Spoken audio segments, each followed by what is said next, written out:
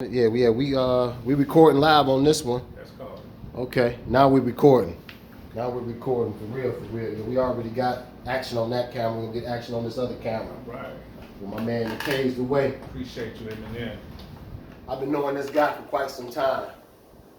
We're gonna get into his story. I got history with this brother right here. Always his name was Mckay.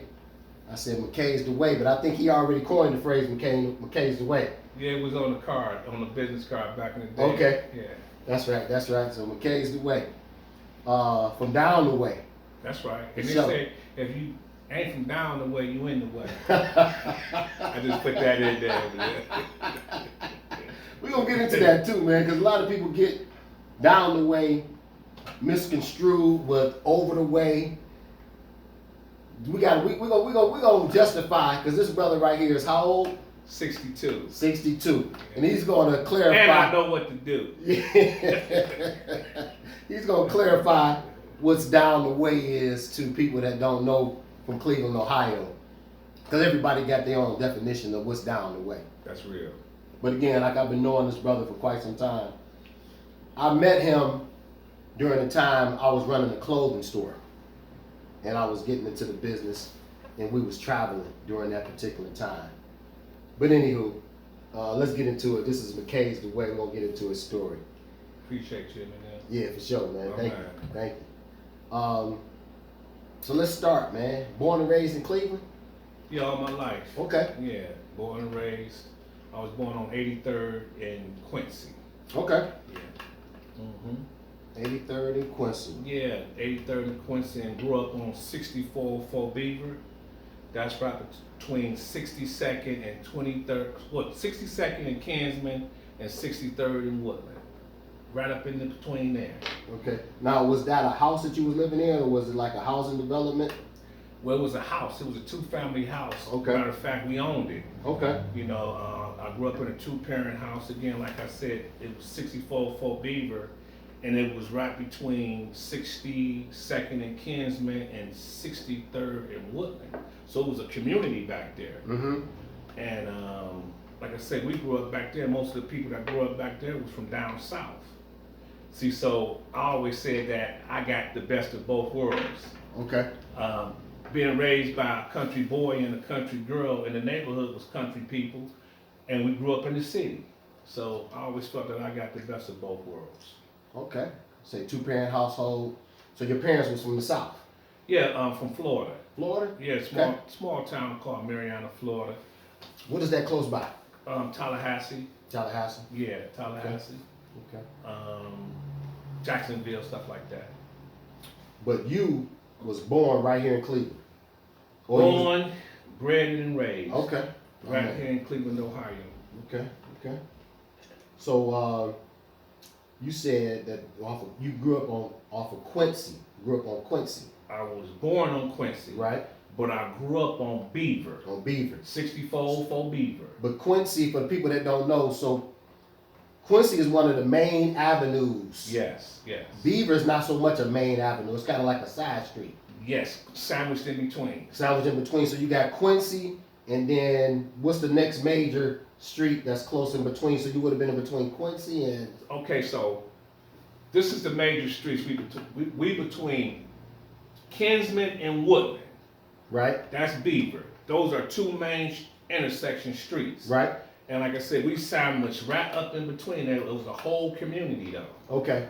But Quincy, because you got Kinsman, you would hit Woodland, then Quincy, and then what is it, Carnegie, Chester? Central. Central. Oh, so it's usually in between Quincy and Central. Yes. Okay. Yes. So Beaver set in between Quincy and Central. No. No? Beaver. Set in between Kinsman and Woodland. Yes. Okay. Yeah. Okay. See, if you coming up, say when you headed downtown, right? Mm-hmm. And you get to 62nd and Kinsman, you make a right turn, and once you make that right turn, then you come right up into Beaver. Okay. Now, if you then you can go from Beaver over to Woodland. Oh, yeah. Now I know what you're talking about, because right now, you said it was a community then? Then it was. Now, what is it? Now it's probably got about 4 houses. Four all houses. the way, and they owned by the same people almost. So Right now, it's about 4 houses in the community. Back then, what was maybe 50 to 100, 200 houses? Easy. It was In a that community. neighborhood? Yeah, it's community because you Yeah. had several stores in this little small, radius. Yeah. So yeah, probably about 4 stores in this little small area. Right. Yeah. So one of the questions is that considered, because I'm from up the way now, because we grew up in King Kennedy. My mother stayed in Longwood for a hot minute, I used to live there. and then I think we moved to King Kennedy. We stayed in the Blue Doors. Okay, the Blues. The right. Blues. Right. Then we moved up to 134th in Kinsman. Up the way. So my sister would always go back when we said down the way. So what is down the way? Okay, well, down the way is considered anything from 79th back towards downtown. Cleveland. Cleveland. Anything from 79th back. Once you go past 79th, going up to 93rd and all that, that's considered up the way. Okay. So, if you grew up down the way, like I say, anything from 79th going on back towards downtown, Right. that's considered down the way. Down the way. Where you got projects and they called it back then, they called it either you lived in the bricks or the sticks. Okay. And the sticks was the houses that we lived in. They Right. were older houses, but they called them the sticks. Mm-hmm. Or you even lived in the bricks, which they called the projects. Right. So I get it now. Again, this brother is 62 years old, Thank you, Jesus. born 1962, February 22nd. February 22nd, 1962. So when you from Cleveland, and for the people that from Cleveland that know, if you sitting on 79th in Kinsman, from there on out is flatlands, because once you come from 93rd and you get to 79th, Yeah. you on flatland. That's a fact. So from there on down, you going down to down to Woodland, down into what you considered downtown Cleveland, Yeah. which is pretty much all flatland. That's a fact. So once you come from 79th, you start going up the hill. That's it. That's up the way. So my wife, she's from Superior, Okay. like 123rd and Superior, Cross town. cross town. We call that cross See, town, that's cross town. over the way. Oh yeah. But my wife, she says that's down the way. No. That's not down the way. That's cross town. Right. So yeah, man. So going to school in that area, what you had, Rollins School? What school did you go to? What was your elementary school? My elementary school was called Woodrick Elementary. Okay. It's right on 62nd and Kinsman. And from there, you could either go to Kennard or Rollins. Okay. And where I stayed at, right, I was one street away from going to Rollins, which I didn't want to go to Rollins. Okay. I wanted to go to Kennard. Like Kennard, sit right there on the corner of 63rd and Kins. What is that street called? Grant?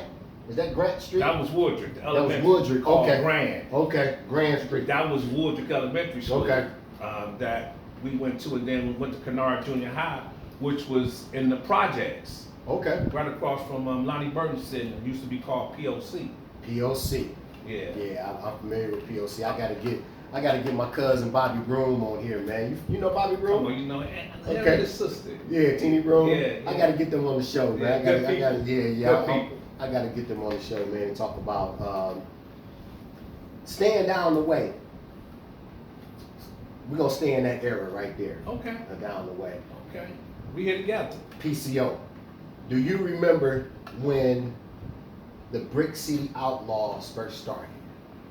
Yes, I do. I went to school with them. Okay. I mean, these are some. Why did they start it? What was it, a gang considered, or was they trying to organize the neighborhood, or was they just some, ruthless individuals that just wanted to be? Well, okay. What's your story behind that? Okay, because we went to school together. Right. And these guys, from when I got out of it, a lot of them didn't have fathers. Okay. A lot of these guys didn't have fathers. Let me pause you right there, because during that particular era, Yeah. they talk about it all the time. If a mother was on welfare, a father couldn't even be in the house. Those facts. Okay. Those are facts. So yeah. So when it comes to BCO, those guys, I still know these guys to this day. We close friends, good friends. Mhm. These guys, they just ran together, and they had a strong bond. Yeah. And, like I said, growing up in the projects, that was something that, like I said, most of them didn't have fathers in the house. Mhm. So they were a family. That's the best way I can put it. They were basically a family. Yeah. guys, young guys trying to find their way. But I never looked at them as a gang because I grew up with them. Right. Somebody on the outside. Yeah. Best thing I can say is they love one another and stuck together. That's how I saw them. They loved one another and they stuck together. All them guys I know them to this day, good fellas. Now let me ask you, because PCO stood for BCO. not the Brick City Outlaws. Okay. But the recreation center. Okay, yeah. What was it called? It was called POC. POC. What did that stand for? What was it? Portland Outway Community Center. Community Center? Yeah. That sounds about right. Yeah. Then they turned it over to, named it Lonnie Burton. No. Used to be the councilman down there back in the day. Okay. So by you born, let's back up just a little bit more. I hate to be pushing this so fast. Coming up in that era, 1962, was it still white people in your community? Did you go to school, elementary school with white kids? No, I didn't go to school with white people, but there was still a couple white grocers in the neighborhood. Okay. I remember the white grocers, and I remember it was probably about maybe 2 old ladies in the neighborhood that was white. Okay. That was very old, that never moved out. Right. They stayed in the neighborhood. Yeah, they stayed in the neighborhood. Okay. So growing up down the way, when you got into because my question I was getting at was POC. Mm-hmm. The recreation center. Because during that particular time, I'm quite sure, because it was surrounded by projects. Projects on the left, right, front, back side, all the way. It was dead center. Dropped in the middle. Like the freaking heart of a body. Absolutely. That recreation center was dead center. Yeah. Now, that housing development, was that really made for white people? Was white people there first and as black people moved in? Or how was that? Okay, from my understanding, they built the projects. What was really built for was for people coming back, like GIs and things like that. This the going all the way back to the late 40s, early 50s. That's the understanding I got. Okay, but me growing up down the way, like I said, it was the projects. Mostly people living there without a father. Right. So it was all black people surrounded by POC. All black. So from my understanding, I remember going there as a kid because my sister dated a guy that lived. If you hop that fence, you can hop the fence into his backyard or hop the fence over into POC's backyard. Yes, I know what you're talking about. They had swimming. World class. From my understanding, one of the guys that kind of started the Brick City Outlaws was a boxer there. I think he died in the gym or died boxing or something like that. So they had boxing. You're talking about Ron Johnson. Okay. Yeah, when he went to school with us, Ron Johnson. Okay. Yeah, he was one of the leaders of the BCO. Okay. Now, was he in part of the boxing program? Yes, he was a boxer. What other kind of programs did they have at that recreation center? They had everything. They had swimming, right? Basketball, anything you can think of. Okay. Curricular in there. Wrestling. Okay. Anything that a kid wanted to do in a positive way, pretty much was there. Right. Because you know what? Now that I think about it, I remember moving up the way. And like I said, my sister always came back down because she's 10 years my senior. Yeah. She always came back down the way, so I would join the Eagles Nest Pee-wee Bantamweight, football team where we practiced right in the field of POC. Well, So they had. I remember they had the bat. They had the football. The dances. Okay. Oh man. Cheerleaders. All that good stuff. Yeah. Except smiling. Right. Because bringing back some memories. Man, you bringing back some great memories. That's what's up. Great memories, Mono. Man. Yeah. That was some good. Oh yeah, I'm smiling. Oh my God. I wouldn't change none of it. Right. Because I know back then, man, everybody was unified to the point where everybody, even though they lived in the projects, we come from out of there, but going back, everybody looked out for one another back then. That is a fact. Okay. I mean, you look back then to now, and I never thought I'd be saying this. How times have really changed. Yeah. Thought times was bad back then, but there was some good times. When I compare it to now to back then, man. Okay. There was some good times going up down there. And it goes back to what you said. People looked out for one another. Yeah. You know, Yeah. it ain't like that now. Right. I mean, man, it was a lot of unity, a lot of love in the hood. I believe that. So I got to get into it, man. They call jumping off the porch, meaning getting into mischief, doing some things that you couldn't dare tell your mother, that you was cutting school, that you was smoking weed, that you and your friends, y'all did this, you wouldn't dare tell your mother, you know what I mean, or your father. They'd have told you, you know what I mean. I know what you mean. So when you jumped off the porch, around how old was you, man, when you got into the streets? I'm glad you said that, right? Because as you were saying that, it came to my memories, right? Yeah. And I remember going to graduating from Woodrick Elementary, getting ready, the summer of going to the 7th grade, right? And my friends ahead of me, they had already went to Kennard, so they going to the 8th, so we getting ready to go to the 7th, and I never forget it. So I couldn't, about 13 years old. So they're walking past us, and they got a joint in their hand. Right. Just the summer, I'm getting ready to go to junior high. Right. These guys walking past with a joint in their hand, and they puffing on it, and they like, man, this weed. Yeah. Like, what? What's that? This weed? Yeah, man, we smoke weed. I'm like, what is it? Yeah, this weed. Give me some. Yeah. So that was the first time. Like I say, just not hadn't even made it to the 7th grade, just leaving the 6th grade, smoking weed. So I was off the porch then. Okay. Off and running. My story is kind of similar. Graduating from 6th grade, man, I think because it was Lawson's. I remember Lawson's. That was right down the street from our elementary school. We went in there in the morning, got us some wine, some shorties. Oh, man, you taking me back. Somebody had some weed. Yeah. Somebody had some what you call it, zigzags. Zigzags. We rolling, we smoking Called weed. the white boys. Yeah, man, we smoking weed that day. I graduated from high school. No, junior high, high school. Yeah, all that stuff. 6th grade. That's right, elementary. 6th grade, 13 years old, 12, 13 years old. But yeah, we're gonna get into it, man. So you coming up from the 60s, going into the 70s. Yes. What was your junior high school like? Oh man, Kennard was the school, man. Now that was on the east side or west side? East side. And where was it located? It was right across from POC down in the projects Okay. on, I don't know, that's got to be about 40th, right around 40th. Okay. In the The projects. Central was right around the corner. What was that, a high school or junior high? That was another junior high. Junior high Central, okay. Right around the corner. Okay. So that was like, that's like a half a mile away from each other. That's it. Even that. That's it. 2 junior high schools. Yeah. Schools So- that was so- close by each other. That just showed how populated the area was at the time. At the time. Yeah. Now if you go through that area right now, Central closed down. is it still a building? Still a building, but it's boarded up. Boarded up. And Kennard's been torn down. Okay. And it's a kiddie park for in the summertime with the water and all that. Okay. Yeah. Okay. So what was your junior high school like, man? Junior high was like, Because now you smoking weed. I'm smoking weed, getting to, you're going over from Woodrick, from the sticks, off of Beaver. Yeah. Now we going over into the projects. Yeah.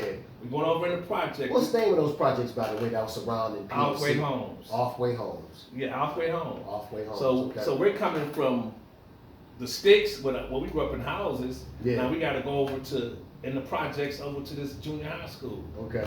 And going over there, thank God, when you just naturally tough. Yeah. Naturally, you ain't trying, you just who you are. Right.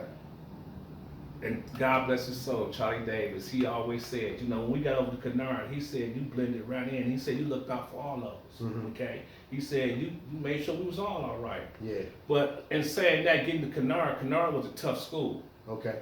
so you couldn't be no chump Right. not going to Kennard because, like I say, man, you can get bullied. Mm-hmm. All of that was it was that type of school. But I enjoyed Kennard, going there in the 7th grade. I never had problems over there. We went from the 7th to the 8th and to the 9th, and it was really great in the 9th grade because when you're in the 9th grade, Yeah. you the senior, and I was talking to a guy the other day, his name Darnell Ely, good brother, and we was talking about it. He was like, man, he's like, when we got there, because his cousin was Tom Duncan, we was partners. He said, man, when we got there, man, y'all had it on lock. Mhm. You say so, they had no problem. Right, right. But Kennard was one of those type of schools, you know. It was a good school. Like I say, in 9th grade, that's when we started getting GQ. Okay. You know, they called it GQ. So 9th grade, what year? Where we at now? That's got to be like 1977. Okay. Somewhere around there, 77, maybe. Okay. 1977. You know, and when we in 9th grade now, we was wearing tennis shoes to school and stuff like that. But when we got 9th grade, that's when it all changed. We started wearing suits to school. Yeah. Yeah, we get 9th grade. Right. I'll never forget it, man. We went from tennis shoes to suits and shoes. 9th grade. You know. Cool. Yeah. Everybody wanted to get preppy. Dress nice. It's called the GQ. Yeah, GQ. Gentleman Quarters. You Yeah. know, the books coming, you know, got Yeah. the books, man, and GQ, it is like, man. Right. Because wasn't nobody wearing no Tommy Hilfiger Guess Polo back then. We had the GQ book and everybody We wanted was wearing Bill Blast, East St. Laurent. Yeah. Stuff like that, B&R Baker. Okay.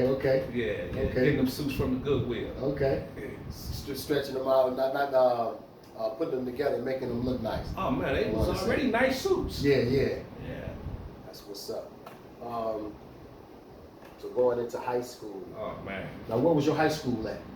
East Tech was East Tech, East 55th. Yeah. the Mighty Scarabs. Okay. Yeah, right there on 55th and Scholes.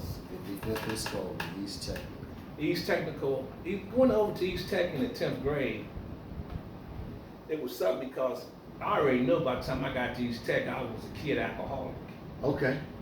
You know, I knew that for a fact because we was drinking. Like I said, in junior high, we was drinking. Right. You can go to the store back then, I mean, it's just the truth. Right. You can go to a store and they would sell you beer or wine. And if they didn't, somebody would always go in there and get it for you. Mm-hmm. So by the time I got to Kennard, man, I knew I was an alcoholic as a kid. You know, we sharp, Right. suits on every day, Mhm. every day. And the way we was able to afford suits was this, right? It was a place called Amvets. It was a Goodwill right in the hood. Okay. And they had the nice suits I just talked about, East St. Laurent's. Yeah. Because white folks had to send them suits there because them suits was nice. Right. So we can go in there and get a suit for about $4. Okay. Then there was a place downtown in the wholesale district called Harry Wine Rod. Okay. JV, they would sell brand new suits. You can go in there and get a brand new suit for $20. It might have a little defect on it, a Right. thread somewhere here, Okay. missing, or a button over here. Yeah. So we was able to get suits for brand new suits for 20, and the ones out the Goodwill for like $4-5. So we stayed sharp. Now, I'm quite sure it was somebody in the neighborhood that did some alterations, knew how to sew and. Well, we all of that, but I'm telling you, man, them suits just used to fit us. Yeah, That okay. we ain't had no problem. Them suits, man, I'm telling you, when I say you go in that Goodwill, Right. and the names, the designer names I ran off, they were there for real. Okay. And you find suits that you just fit you to the T. Yeah, So we going into. that was a good time, man. That's what's up, man. You graduated from East Tech? I graduated from East Tech. I failed in 11th grade, Okay. but I kept on going because I know my father was strict on education. Okay. You know, and the kind of father I had, man, he was no nonsense. Okay. And I was still cutting up, so you know I had it bad. Right. You know, but I knew I had to graduate because my father, you know, he was down on education. Go to school, get your education. Okay. Yeah, so I did graduate. Okay. Yeah. So getting out of high school, man. Did you go in and do any college? Well, I'll be honest with you, Mono. Okay. I had already made up in my mind, right? Because, you know, I didn't like school. Right. You know, school was fun because, you know, that's where all the pretty girls was. Mm-hmm. And we hustled in school. You know, selling liquor out our lockers. Okay. I sold liquor out, I sold $2 shots. You know, we hustled in school They for sell real. $2 shots now? $2 shots. Right. Because we selling $2 shots.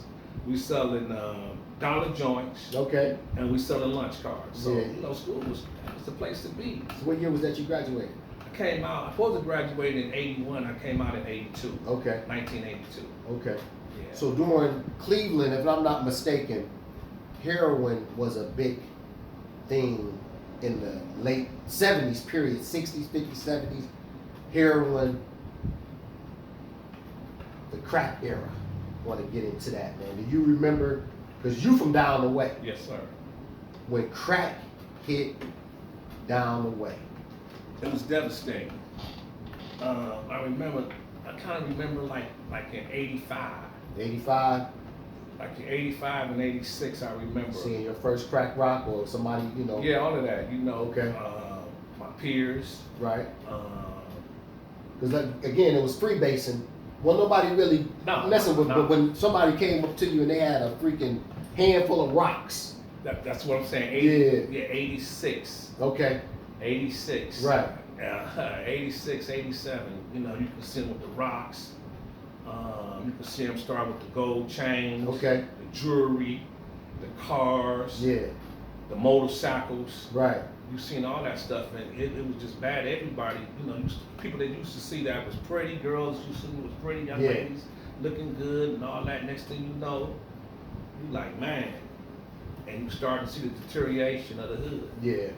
Yeah, I seen it. You know, it hit bad, man. You know, the drug era.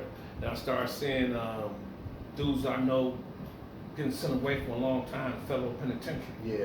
I had never heard nothing about no feds or nothing like that. Right. That's when I started hearing about the feds and all of that. Guys that I grew up with getting sent away to penitentiary and all that, you know. Like I said, it devastated the hood back then. You know, you've seen kids suffering, on the streets suffering because mom on crack, no father around. So, you know, it was a rough time. You got any stories, any crack stories? Any stories of I don't know, hustling? Because I don't know too much about your story as far as during that particular era. 9 times out of 10, you were either working a good 9 to 5 and stayed all the way out the way. You was hustling and getting high, or not saying you, or you was a straight up hustler, straight up just selling dope to everybody. Because like you said, you had the workers that was just your squares, staying out the way. You had the people selling dope and getting high, and then you had the people that was just strictly selling dope. Okay, well, I dibbled and dabbed. Okay. Because I always was a hustler. Right. You know, I always was a salesman, so I always sold stuff. But when crack hit, Yeah. and I seen, because crack sold itself. Anybody can sell crack. That's right. You know, so, you know, it sold itself. So I did dibble and dab in crack, you know, selling crack, selling drugs, you know. I'm not proud of it. Right. But it was the thing to do. It was like a status quo. You know, for some reason in the hood, it's like if you selling drugs and all that, you some type of hero or, you know, it's one of those type of things. Yeah. You know, so it was like a phase Yeah. that you go through. Right. You know, I thank God I grew through it and got out of it without going to penitentiary and all that crap. So coming up in your era, I'm quite sure you probably remember when Vales was on 105. I remember Vales. When it first was on 105, I think that was close to somewhere in Cedar, between Cedar and Yeah, right. I don't know. Yeah, you got it. Right, you know where the Togo Suite is? Yeah. It was like right down there where, right there where the that's- corner's office at. Now that was the new Vales. We're going back a On little bit 105. when Vales was on 105, Yeah. closer to like where Cleveland Clinic sits yeah. at right now. Yeah, I remember when it was over there. Yeah, that one right there. Did you ever party up in there? That wasn't really in my spot. That wasn't your spot? Everybody liked it. Everybody liked Okay. the Vales. Okay. Well, let me stop you right there. I hate to cut you off. That's okay. Go 'Cause I'm ahead. gonna bring you back to your neighborhood. Okay. So more than likely, you were going to, I think it was B5, that sat right there on the corner of 55th and Woodland. I tell you what, it was like this with us, right? Growing up, we went to all the dances all over the place. Okay. East Side, we were Cabin in the Sky over there on St. Clair. Okay. We went to all St. John's, up there on Buckeye, the Camelot up there on Miles. Okay. We went everywhere. What's that? The Club Center. Okay. The reason why? Oh man. Yeah, you going on. The reason why. Because during that particular era, it was cool. Wasn't nobody hating on one another. 'Cause everybody was getting money. Everybody was getting So money. you went to the Q5 in East Everywhere, Cleveland. anywhere, all over. It wasn't no place we didn't go. Right. In the city. Right. I mean, we was all over the place, man. That's And what's if you up. name it, we was there. The Ritz. Let me make sure this camera is still going. Oh, okay. I'm a rookie at this, y'all. Don't pay me no You doing attention. good. You doing great. Yeah, we just making sure we still got footage. That's right. We getting the footage. Man, it's all Getting good. into these It's questions, all man. good, Mono. So we pretty much covered a lot. You got you a movie guy? Like to watch movies? Not a Gangster TV. movies, not really. What's your favorite gangster movie? Man, The Godfather. Godfather Part 1, 2, 3, Yeah, the 4. Whole saga. Yeah. Let it yeah, continue. Yeah. That's what's up, man. Yeah. That's what's up. We're gonna bring this to a close, man. I got some good time in with you. That's good. It's always good, you know, like I say, Chopping it up. chopping it up, keeping it real, uncut.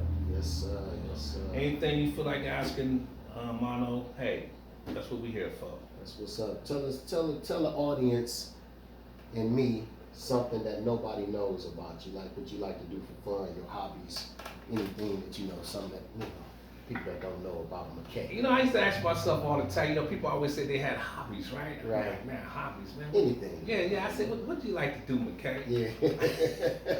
I said, man, what do you like to do? I said, well, you a hustler. That's what you like to do. You like hustling. Right. To be honest, Right. you know, but you know what? Things that I like doing is Yeah. like far as like walking. Yeah, okay. You know, because that's always been therapeutic for me. Okay. Doing my calisthenics, Okay. exercising, Okay. things of that nature. You know, because I know those things that would help me in life. Right. And help my life, you know, along the way. Okay. You know, walking and, like I say, doing exercises and things. If I had a hobby, I would say something like that. Okay. You know? Just getting out, enjoying nature, taking a walk or something, or doing some calisthenics, some push-ups, sit-ups, something like that. Absolutely outside. I ain't got to be in no gym. I rather Right. be out, Yeah. you know, one with the universe. That's what's up, man. Yeah, I tell you, life is good. God is good.